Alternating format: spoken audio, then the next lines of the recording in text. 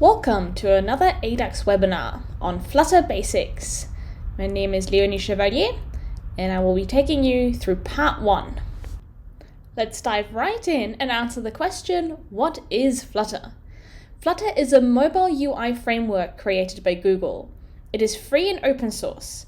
Its main drawing point is that it allows developers to use a single programming language and code base to create multiple apps, i.e. iOS and Android. It uses Dart as its main language. If you've got any previous experience with languages like Python or C, this should be easy and straightforward to learn. If you have no prior experience programming, don't worry, because the documentation and support available online are top-notch. As a complete software development kit, Flutter provides a huge range of pre-made components for you to build an app with. The idea was to bridge the gap between developers and designers and make their job overall simpler. In here, I won't be going over the installation of Flutter, as the official documentation is really comprehensive and easy to follow. I can't do a better job than that. Instead, let's go over some of the things you might want to brush up on, some things to take note of before you dive into building your first app.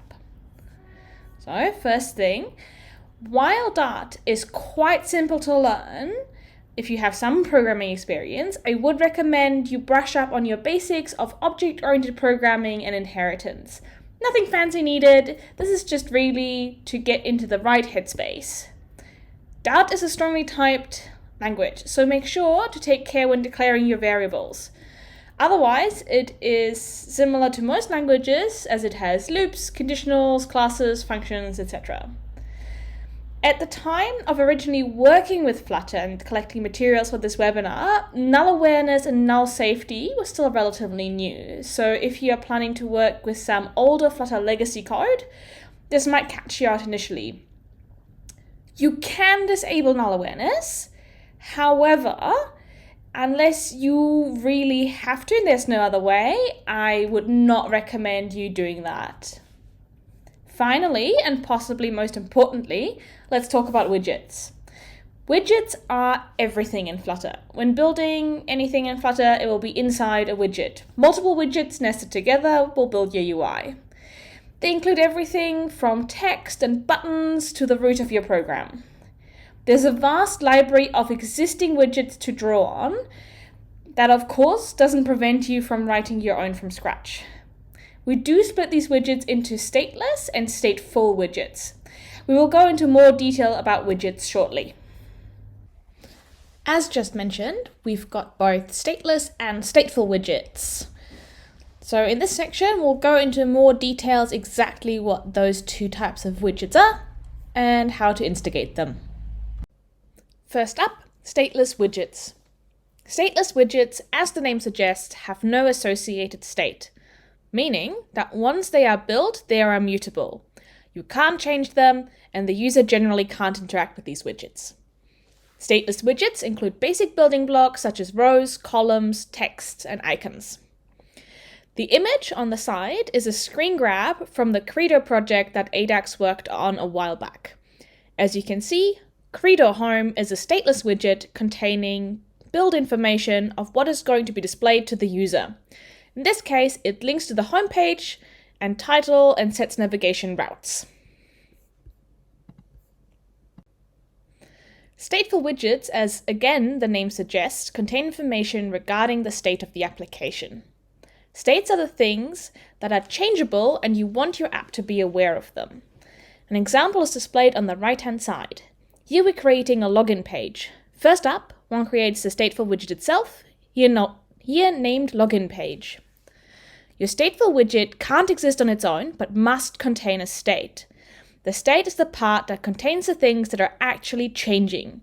In the case of our login page, that would be fields for you to enter your email, password, and click a login button. In order to inform the UI of any changes, we need to use the SETSTATE method. Using SETSTATE is how we notify the framework that the internal state of an object has changed, and signals to run the build function to reflect those changes. After the rebuild is triggered, changes should appear immediately. So we don't need to call SETSTATE every time we make a change to a variable, but only then when we want changes displayed in the UI. SETSTATE is a void function and therefore doesn't return anything. Also, it is strongly recommended that you keep any serious computation out of SETSTATE. I added 2 example cases of SETSTATE to the slides. The first one checks whether the app's detector is running, and depending on the result, sets the text that is going to be displayed. In the second example, we use SETSTATE to display any changes in the battery level of the device to the user. Let's talk layouts. In this section, we will very briefly talk about the basics of UI building. Your basic layouts will contain a number of widgets, both visible and invisible to the user. A lot of what will make up your UI's code will be invisible widgets that deal with the layout and the controls of the ones that the user will actually be able to see. In addition, the widgets that make up your framework will be able to have one or multiple child widgets associated with them, forming a large widget tree that encompasses the UI. Flutter also provides you with some pre-made scaffolding, which can be a huge time saver, particularly for mobile applications. This is it for Flutter Basics Part 1. Thank you so much for listening. Do check out the ADACS Learning Materials site for more information and other webinars.